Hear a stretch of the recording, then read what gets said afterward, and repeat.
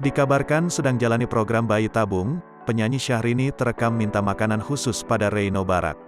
Tingkah kakak Syahrini ini bagaikan wanita yang sedang merasakan ngidam di usia awal kehamilan. Ya, memang beberapa waktu belakangan kabar perihal Syahrini yang sedang mengupayakan hadirnya momongan lewat program bayi tabung tengah ramai beredar. Tudingan sedang menjalankan program bayi tabung ini pun tak ditampik atau dibenarkan oleh Syahrini. Inces hanya meminta untuk diberikan doa agar ia dan Reino Barak bisa segera memiliki momongan seperti yang sudah didamba. Dalam kesempatan tersebut Inces lantas mengungkapkan keinginannya menyantap Chinese food bak sedang merasakan ngidam. "Yai alhamdulillah selesai juga makan Chinese food yo sayang," ajak Syahrini. Permintaan istrinya tersebut pun langsung dikabulkan oleh Reino Barak.